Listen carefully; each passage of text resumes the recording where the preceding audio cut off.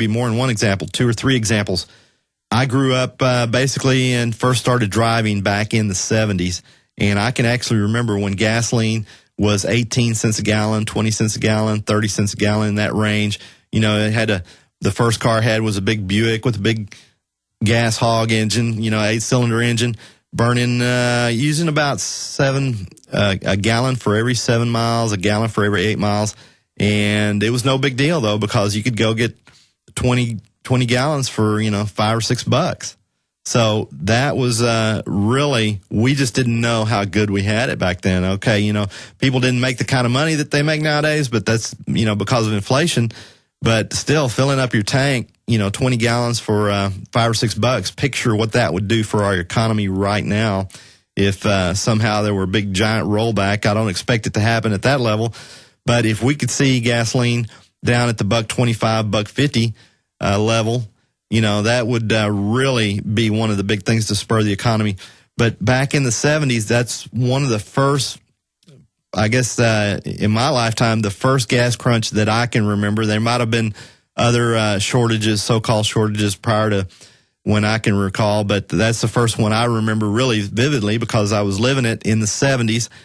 And back then, we learned that ultimately gasoline and oil were not going to be the solution to keep us being transported here in the United States. We learned that back in the 70s.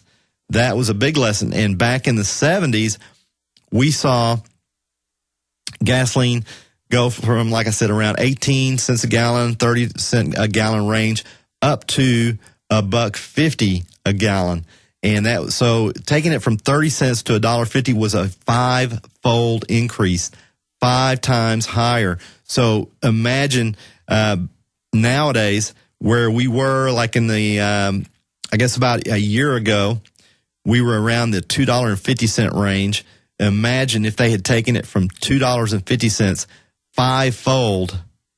5-fold increase. Imagine what that would have done to our economy. $12.50 a gallon. Can you imagine the shutdown that would have created? So this is that would have been more equivalent to kind of what happened in the 70s because of that 5-fold increase.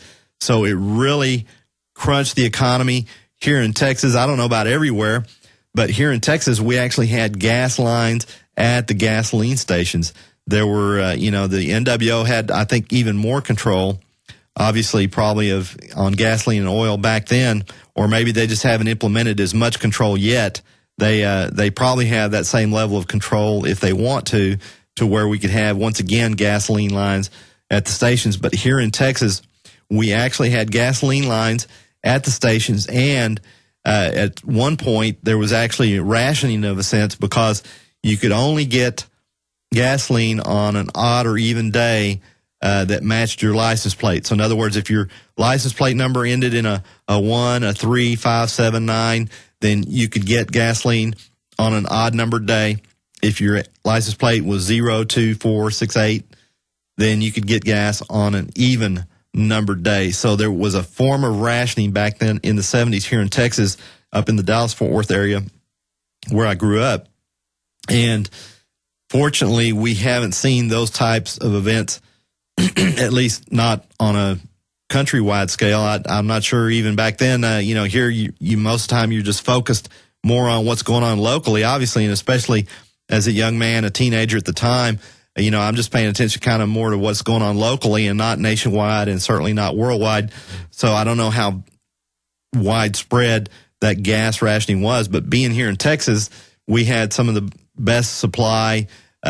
We traditionally for decades and decades had some of the best supply when it comes to oil and gas. So I can just imagine if we were here in the Fort Worth, Dallas area with rationing, then I'm just suspecting that other parts of the country had an even more acute rationing back then in the 70s. So anyway, fast forward though, here we had gasoline, diesel prices up over $1 a gallon for years and years and years. Once we eclipsed the dollar figure back in the 70s, we ranged up in the $1.25, $1.50, $1.30 range for many, many years. And frankly, never thought that I would see gasoline back under $1 a gallon. But, you know, a little while ago I was talking about how it's such a factor on the economy, price of gasoline, diesel.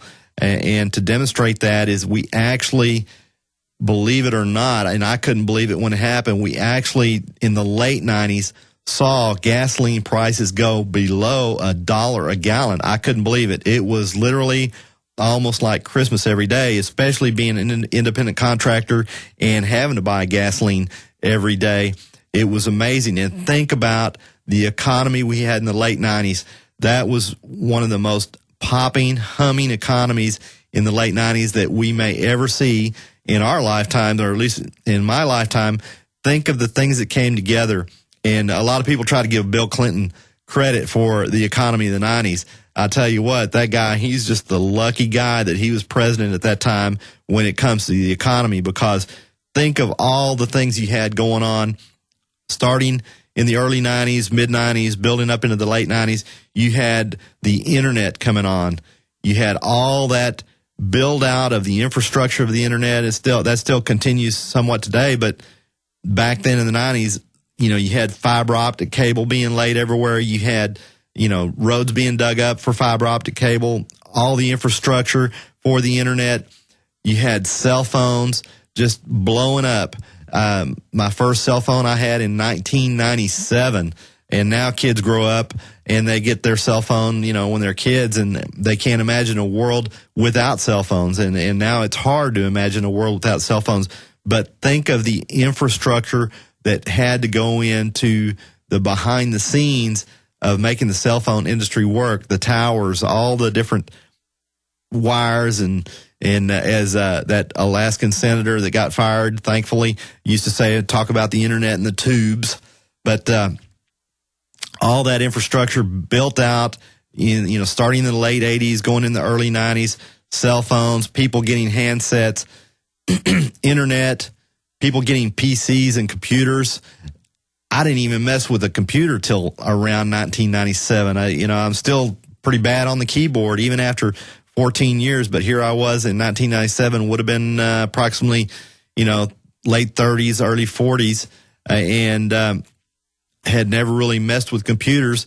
And here in 1997, I'm taking some of my first trips to the library in Dallas, Texas, to get on a computer there for free and working on that slow internet from the that we had back in the late 90s. So it's just amazing what happened in the late 90s. Like I said, you had the hardware of the PCs blowing up. You had the internet coming on board and being built out, and not just here in the United States, but obviously worldwide, which all that also drove the stock market bubble of the time. And then on top of that, you've got stock market blowing up and people awash in cash. You had what they called Dellionaires here in Texas, because a lot of them had stock options at Dell and had become millionaires almost overnight. You know, it took a few years or whatever, but you had the gasoline go down below $1 a gallon, and that's where it really ramped up to just a hot white economic zenith back in 1999, 2000. And during that time, I knew that times were pretty good. I just didn't realize how good they were, and then how bad it would be to come. Although I'd been listening to Alex, like I said, since 97, and I was definitely concerned. But and I can't say that we've seen the worst of the economy yet. That's for sure. But it's going to be this audience that's going to make a difference in trying to stop them, because whenever we see activities, whenever we see what's going on, it's like I was talking about the Cushing story in Oklahoma earlier. Those reports helped come out. I think those reports that came out with the oversupply and the overhead supply of oil are what helped push back that agenda of trying to get gasoline up to $6 and $7 a gallon. I really believe that. And so it's info warriors out there in this audience that bring these stories to the forefront, that get them reported. And then Alex can sit here with his powerful microphone and his powerful voice and get these stories out. And that's how they make a difference. I mean, when the Drudge Report puts his links on to InfoWars and all the other stories that DrudgeReport.com comes out with, it really does make an impact, I believe. And would we ever potentially see another economy like we had in the late 90s?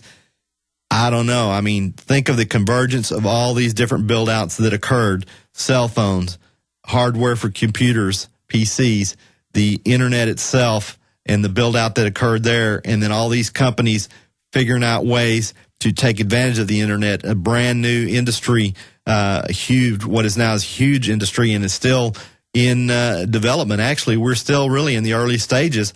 Here it is, 2011, and the internet really has only really kind of come on board since the late 90s. So it's still very young overall. Think of the automobile back when it was invented, and think, looking back now, how we've had the automobile for 100 plus years or however long, and at that time, let's say only 15 or 20 years into the age of the automobile, looking back now, those automobiles were just antique by today's standards, and back then they were state of the art. So here we are with the development of the internet. Who knows where it's all going to go, but hopefully we'll still maintain the level of freedom on the internet, and if there's some way to increase that level of freedom and First Amendment freedom on the web, hopefully it will. But that economy of the late 90s was really something to behold, and part of what really made it hum, along with those build-outs of cell phones, PCs, internet, etc., and the cheap gasoline on top of it all, was just amazing. And then you had a stock market where you had millionaires that were made over a period of 3 or 4 or 5 years, and they're out there spending their money. So that's why I say that, and of course, pretty much everybody knows here in the United States, the inexpensive gasoline is a big key to our economy. And I think one way that we can get some of that back and get our economy back is to fight for and expose just how much oil is out there. I personally, like I said, I'm not a big fan of oil. That's the monopoly ultimately we need to get away from.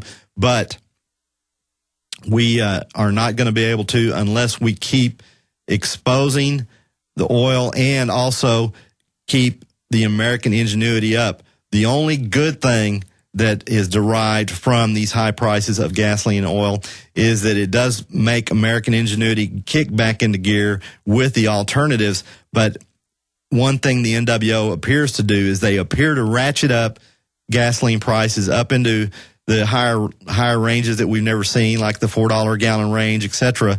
But then, alternatives start to come online and it squashes them. So I don't know what the ultimate answer is there to keep our gasoline, oil prices inexpensive, and to keep more importantly, to keep transportation prices inexpensive. That is a big key to our economy. So who knows what the final solutions are going to be to that. But you know what? I have faith in the fellow Americans here on InfoWars and in general that we will come up with solutions to keep transportation inexpensive. And that is a major, major factor to thwart the NWO, is creating our own economies, doing stuff like longevity, the InfoWarsTeam.com.